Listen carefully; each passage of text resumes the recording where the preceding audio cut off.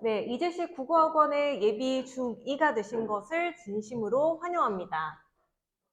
일단은 저희 교육과정 전반적으로 어떻게 진행해 왔고 또 앞으로 어떻게 진행할 예정인지에 대해서 어머님들께 다시 한번 설명을 드리겠습니다. 저희 아이들 예비 중1부터 중1 과정까지 이제 현재 마쳤습니다. 예비 중1 과정이 그동안 독서와 글쓰기를 통해서 문해력의 기본 토대를 세우는 과정이었고요. 중1 과정에서는 아이들의 중등부터 수능까지 국어의 기초적인 부분에 토대를 세우는 과정이었습니다. 이제 우리 아이들 12월 24일부터 본격적으로 예비 중2 과정을 시작하게 되는데요. 예비 중2 과정에서의 목표는 그동안 아이들이 기본 토대를 잘 쌓아왔던 것에 대해서 점검과 확인을 하고요. 그리고 중학 국어에 대한 마무리를 하고 수능 국어에 대한 기본 토대를 세우는 과정입니다. 이런 과정을 잘 마친 아이들 이제 중3이 되면 튼튼한 날개로 예비 고1로 도약한다라는 것을 저희의 교육 목표로 세우고 있습니다.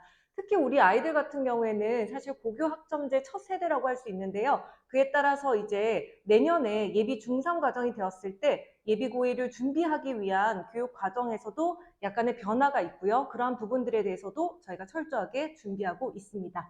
자, 그러면 본격적으로 저희가 사실은 두 가지로 준비를 했습니다. 일단 정규 교육 과정 같은 경우에는 내일을 위한 약속이라고 해서요. 수능 국어의 기본을 탄탄하게 세우는 과정으로 준비를 했습니다. 그리고 현재에 대한 약속으로서 저희 아이들 2학년이 됐을 때 첫 내신을 이제 치르게 되는데 내신 국어로 그동안 어떻게 공부를 잘 해왔는지에 대한 실력을 점검하는 과정으로 준비했습니다. 저는 내일을 위한 약속을 먼저 말씀드리겠습니다. 자, 어머님들 중1과 중2의 가장 큰 차이점이 무엇일까요? 혹시 어머님들 지금 참여를 적극적으로 하고 계실까요? 댓글창에도 한번 남겨주시면 좋을 것 같아요. 그리고 지금 가끔 화면이 번쩍번쩍 할 수가 있어요. 조금 집중도를 높이겠다는 의미로 이해해 주시면 좋을 것 같습니다. 중1과 중2의 차이점 무엇일까요? 혹시 댓글 남겨주신 어머님들 계실까요? 제가 사실 어느 정도 스포일러는 앞에서 이미 발설한 것 같은데요. 가장 큰 차이점은 그동안 우리 아이들 자유학년제로 시험과 평가가 없이 아주 자유롭게 잘 지냈죠. 물론 이제식 국어학원을 다닌 친구들 같은 경우에는 4회에 걸쳐서 이미 학력평가를 치른 바가 있습니다. 하지만 학교의 교육과정에서는 시험이 없었기 때문에 상대적으로는 조금 마음 편하게 다닐 수 있었을 것 같아요. 자, 하지만 중2가 되면은 이제 본격적으로 평가의 세계로 들어오게 됩니다.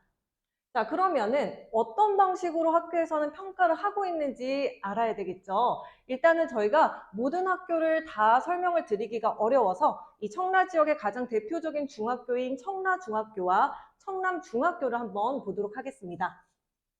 네, 깜짝 놀랐네요. 청라중학교 같은 경우에는 일단은 평가 방법을 보니까 지필평가와 수행평가가 각각 50대 50으로 진행이 됩니다. 수행평가 같은 경우에는 지필평가는 어머님들 아시는 것처럼 내신 시험을 얘기하는 거예요. 중간고사, 기말고사를 얘기하는 거고요. 그리고 수행평가의 경우에는 한 학기에 총 3차례에 걸쳐서 수행평가를 진행을 하고 있습니다. 그래서 사실은 이 수행평가의 경우에는 아이들이 적극적으로 이러한 부분들까지 챙기는 아이들이 있고요. 그렇지 않은 아이들 간의 어떤 편차가 굉장히 크다라고 할 수 있습니다. 그래서 저희 학원에서는 이 부분에 대해서도 선생님들이 적극적으로 아이들과 함께하고 있기 때문에 잘 이용하시면 좋을 것 같습니다. 자, 그 다음에 청남중학교를 보면요. 청남중학교의 경우에는 사실은 수행평가라고 하는 항목이 없습니다. 여기에서는 지필평가만 2차례 중간고사, 기말고사 이렇게 진행이 되고 있습니다. 그래서 학교마다 수행평가와 지필평가의 비중도 다르고 또 그에 따라서 난도도 다르다라는 점을 확인하실 수 있을 것 같아요. 자, 그러면 우리 아이들 나중에 고등학교에 가면 어떨까요? 자, 마찬가지로 이 청라 지역의 가장 대표적인 학교인 일단 청라고를 보니까 청라고의 경우에는 지필과 수행이 각각 80%, 20%입니다. 수행평가 같은 경우에는 국어든 혹은 역사든 대부분의 수행평가가 수학과 과학을 제외하고는 논술형 글쓰기로 진행하는 경우가 많습니다. 자, 여기에서도 고등학교에서는 수행평가가 20%를 차지하고 있습니다.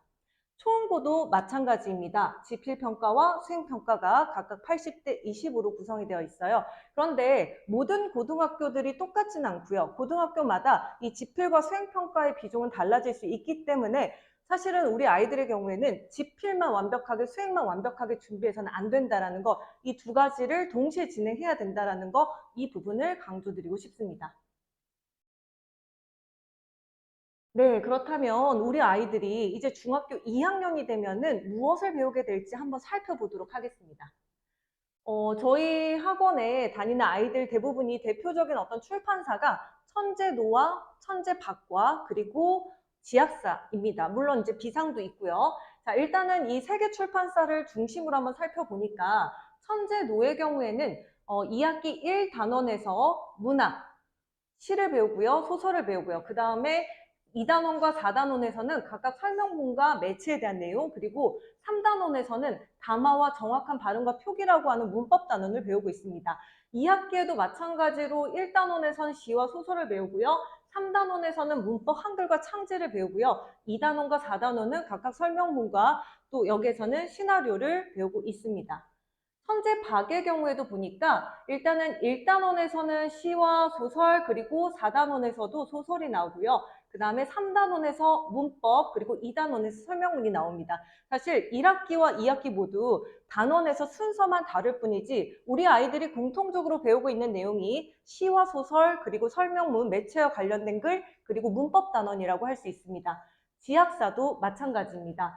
자, 그렇기 때문에 사실은 이 세 개 출판사만 비교해 보더라도 출판사가 다르더라도 단원별 목표와 그 내용은 거의 비슷하다라고 할 수 있습니다. 자, 그렇다면 우리 아이들이 1학년에서 3학년 과정까지 총 몇 개의 문학 작품을 보게 될까요? 저도 궁금해서 한번 세어봤습니다. 천재박과 천재노, 여기 미레니얼 잘못 표시되는데 지학사의 경우도 마찬가지입니다. 자, 여기에서 아이들이 평균적으로 보게 되는 작품의 수는 현대시의 경우에는 20작품, 현대소설의 경우에는 9작품, 고전시 2작품, 고전소설 2-3작품을 보게 됩니다. 우리 아이들 학교 교육과정에서 배우는 이 정도의 문학 작품만으로 나중에 고등학교 내신 또는 수능을 접하게 됐을 때 작품에 대한, 낯선 작품에 대한 분석을 충분히 잘 할 수 있을까요? 불가능합니다. 그렇기 때문에 저희 이제식 국어 학원에서의 교육 과정에서는 아이들이 나중에 고등학생이 되고 또 수능 국어를 접하게 됐을 때 어떤 작품을 접하게 되더라도 그 부분에 대해서 단단하게 대응할 수 있도록 다양한 문학 작품에 대한 경험과 기본적인 개념에 대해서 아이들이 경험할 수 있도록 교육 과정이 구성이 되어 있습니다. 자, 교육 과정에 대해서 조금 더 자세하게 살펴보면요. 1월부터 3월까지는 주로 현대시의 개념과 작품에 대한 적용이고요. 4월부터 5월까지는 현대소설과 고전시가입니다.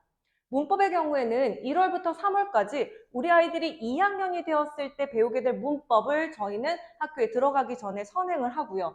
그 다음에 4월과 5월에는 형태소와 표준 발음법을 배우는데 이 부분도 마찬가지로 2학기 문법에 대한 부분을 미리 선행하는 방식으로 진행을 하려고 합니다. 자, 그 다음에 교과 독서를 보면 자, 이 부분에서 1월에서 3월까지는 주로 설명문이나 논설문이나 수필, 소설을 보게 되는데요.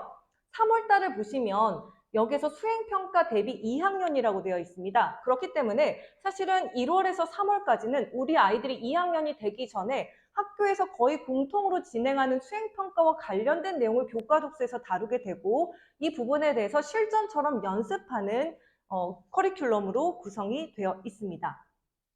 자, 4월에서 5월까지 보면은 자, 여기에서 개인과 사회, 전쟁과 인간의 존엄성 이러한 주제들이 어떤 걸 의미하냐면 저희가 2학년 교과 독서에서는 4월부터는 그동안 아이들이 접해왔던 작품의 수준을 높여서요. 자, 예를 들면 개인과 사회라고 하는 아이들이 고등학교가 갔을 때 공통사회에 있는 주요 단원과 그와 관련되어 있는 수능 특강, EBS 수능 특강에 있는 문학 작품들을 연계해서 볼 수 있도록 교육과정을 설계했습니다. 그래서 4월부터 2학기 과정까지 우리 아이들은 EBS 수능 특강의 주요 소설 문학 작품들을 공통사회의 주요 단원의 개념들과 연계해서 보다 더 사고력을 확장시킬 수 있는 경험을 하게 되고요. 이러한 교과 독서의 경우에는 아이들이 글을 읽고 또 주어진 질문에 대해서 논술형에 대한 답 서술을 진행함과 동시에 아이들이 나중에 고등학교 수행평가까지 대비할 수 있도록 교육과정을 편성을 했습니다. 자, 마찬가지로 저희가 7월에서 10월 과정을 보면요. 중간에 어머님들 저희가 아마 6월과 7월 과정이 빠져 있습니다. 이 부분은 아이들의 내신 대비 기간이고요. 정규 과정은 7월에서 10월이 저희가 2학기의 과정입니다. 자, 7월부터 보니까 자, 조금 많이 깜빡거리네요. 자, 7월부터 보니까요. 자, 문학의 경우에는 고전 시가와 고전 수필, 소설, 시나리오를 보게 되고요. 그 다음에 9월 달에는 현대시를 주요 출제 작가를 중심으로 해서 다루게 됩니다. 문법의 경우에는 7월 달이 되면 1학기 때 배웠던 내용들을 한번 복습해서 종합을 하고요. 8월부터 10월까지는 일단은 아이들 2학년 과정을 종합하고 3학년 1학기 때 배우는 문법 단원을 선행하는 과정으로 2학년의 과정 끝나게 됩니다. 자, 그 다음에 교과 독서의 경우에는 1학기에 했던 수능 특강 문학 작품 마찬가지로 이렇게 이어지고요. 마지막에 10월 달에는 3학년 때 아이들이 주로 수행평가로 하게 되는 논술문, 그래서 논설문, 그래서 주장하는 글쓰기의 형태를 마지막으로 대비하면서 아이들의 그 교육과정이 마무리가 됩니다. 자, 그 다음에 정규 수업 시간표 한번 보겠습니다. 정규 수업은 마찬가지로 주 1회 3시간이 되고요. 자, 1교시의 경우에는 어휘 테스트와 비문학, 2교시 문학과 문법, 3교시 교과 독서로 수업이 구성되어 있습니다. 자, 그렇다면 저희 정규 교재가 어떻게 구성되어 있는지 한번 자세히 살펴보겠습니다.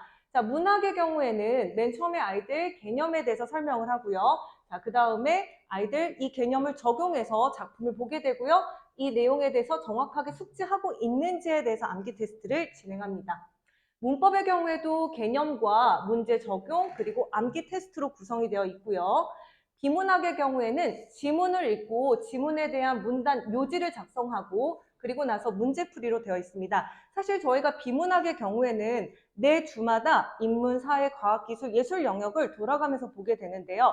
우리 아이들이 사실 1학년 때도 탄탄하게 비문학에 대한 연습을 해왔고 사실 어느 정도 저희가 예상했던 수준보다 훨씬 뛰어넘어서 아이들이 비문학을 잘 하고 있기 때문에 저희가 작년에 비해서 이제 2학년 교육과정에서는 비문학의 난도를 좀 더 높일 예정입니다. 현재 우리 아이들의 비문학의 분석 수준은 시중교재에서 중학교 3학년 수준이라고 할 수 있고요. 조금 이따 설명을 드리겠지만 저희 이제 매달 모의고사를 보게 됩니다. 진단평가를 보게 되는데 진단평가에서는 아이들 고1 수능 모의를 기출문제로 풀 수 있도록 저희가 계획하고 있습니다.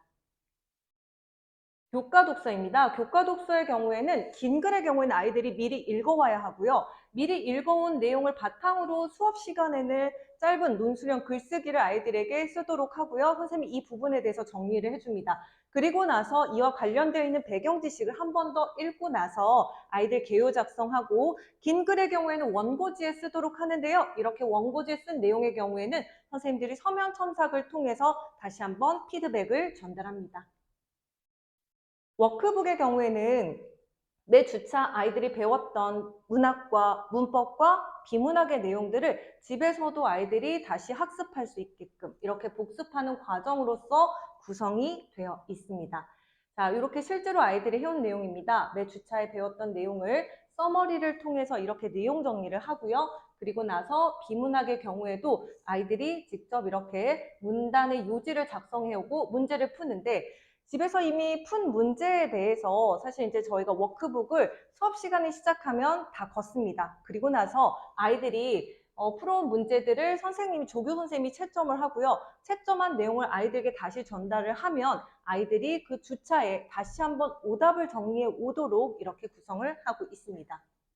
그런데 아마 사실 아이들이 오답을 정리하고 문제를 잘 풀어온다라고 생각을 해도 이런 것들이 아이들에게 얼마나 직접적으로 실력의 향상으로 이어지고 있는지에 대해서 사실은 저희가 더 확인이 필요했고요. 그렇기 때문에 저희가 2학년 과정부터는 사실은 처음입니다. 그동안에 저희가 클리닉의 경우에 또는 모의평가의 경우에는 예비 고1 과정부터 시작을 했는데 올해부터는 우리 아이들 중2 과정부터 시작을 하려고 합니다. 자, 그래서 워크북에서 아이들이 실제로 푼 내용에 대한 이해도가 어느 정도인지 그리고 또 수능 기출문제에 대한 아이들의 대응 능력이 어느 정도인지를 평가할 수 있는 월말 평가를 계획하고 있습니다.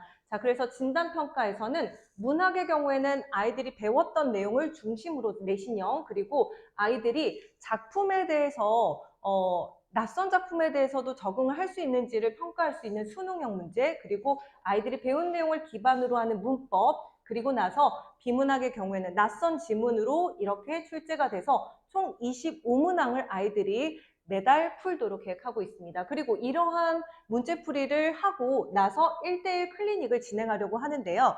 자, 여기서 보면 잠시만요.